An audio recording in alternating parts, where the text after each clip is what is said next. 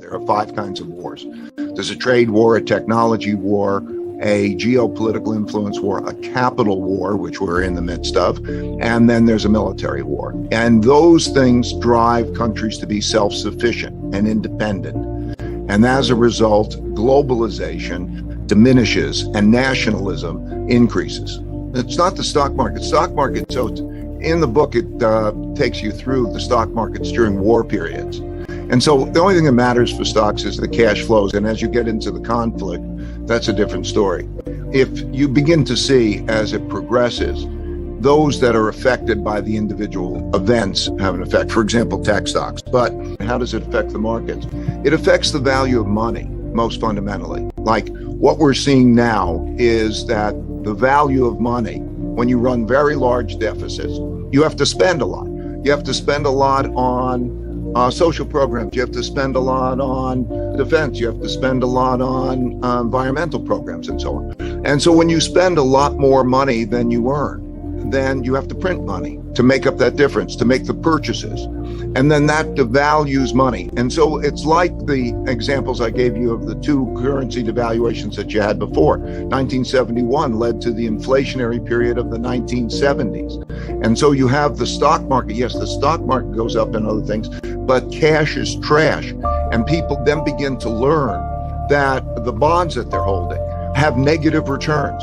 And it starts to change the value of money, the value of dollars and so on. So money goes into other assets.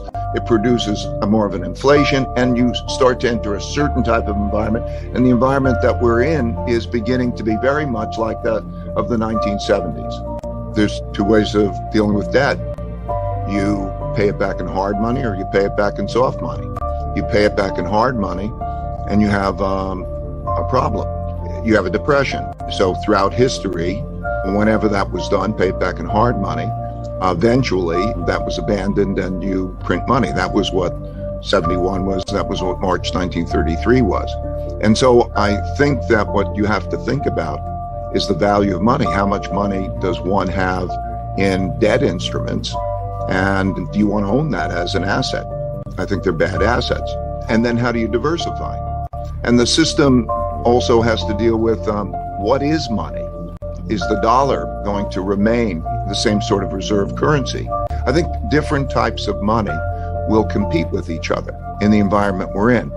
Maybe it's crypto, maybe it's gold, maybe it's other things. Maybe the digital renminbi competes with the US dollar. We're going to come into an environment. Think about how much money is being stored in debt instruments, those debt assets. Think about how poor those returns are. So that kind of a shift, I think, is very important. All currencies have a lot of debt.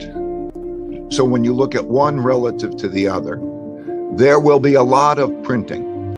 I mean, currency equals debt. And when you hold a currency, you're holding a debt instrument. And so all of those will decline in value relative to other things.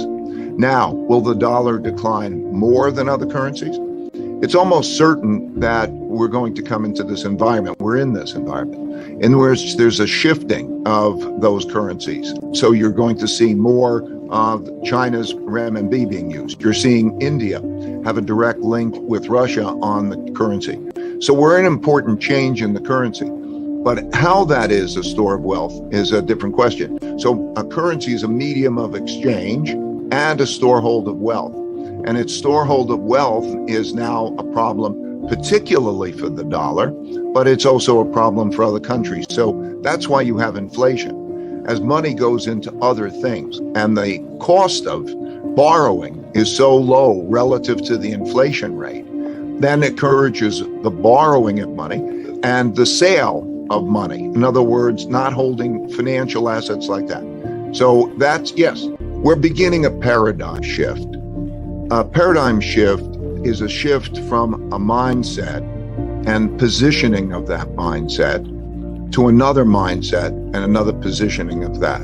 So, for example, the mindset that we were in was that you have low inflation, and when you're owning bonds and you're owning cash, or you are operating one way, and you don't worry about that companies don't worry about it in their inventories, having larger inventories, or homeowners don't worry about inflation as much in the purchases of their houses and so on. Once that shift begins, it causes a reinforcing dynamic. It's like everybody is long bonds. We've been in a 40-year bull market in bonds. And so it's been fine to have. And when that shift starts to take place, you see behavioral shifts that reinforce that cycle in the paradigm. So for example, when there is the selling of bonds, that makes it more inflationary in and of itself, because the amount of debt that has to be sold is not just the deficit, but also the amount of debt that's being sold is those bonds.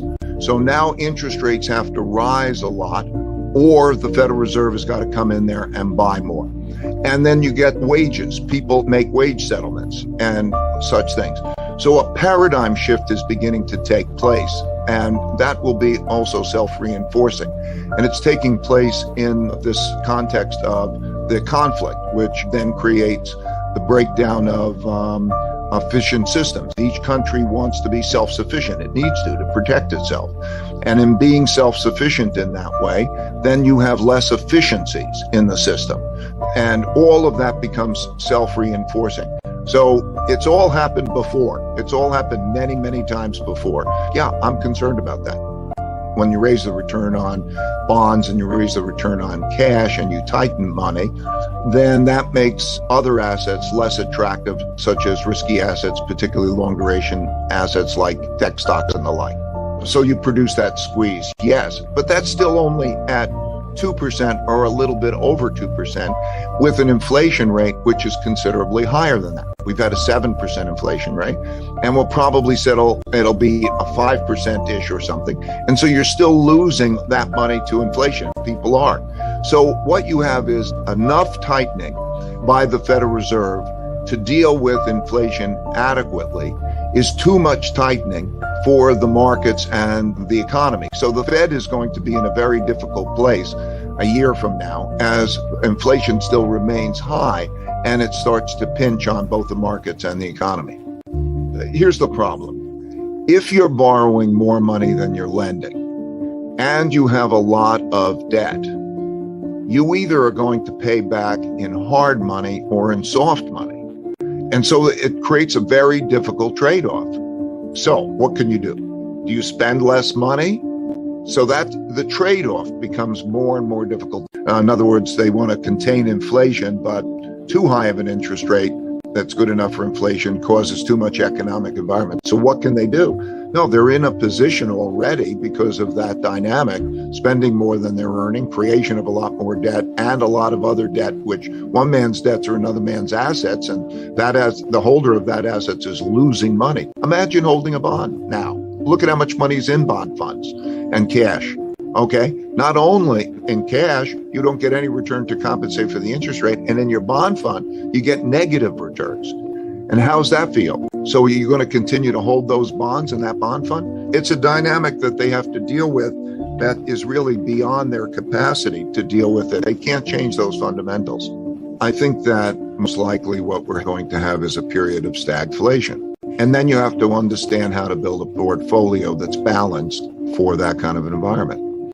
So every investment is an exchange of a lump sum payment for a future cash flow.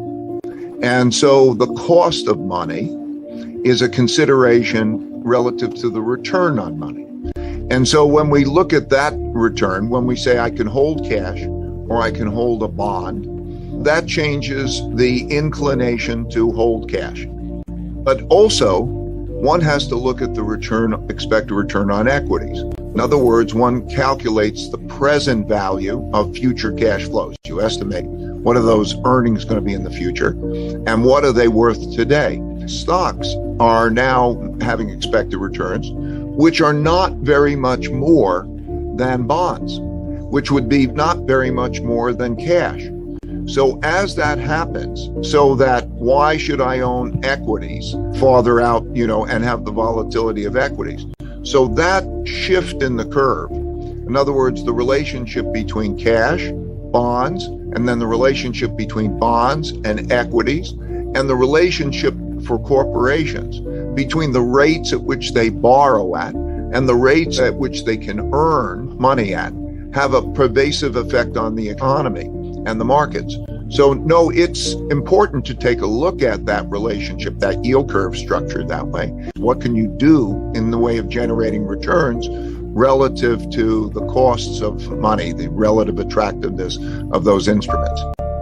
You have to have an economy in which the people believe that you have a fair system and you have to have productivity. So I would say the most important thing is the redistribution of opportunity to make people productive and to eliminate the internal conflict or to reduce the internal conflict, which can be so disruptive. When you see large wealth gaps,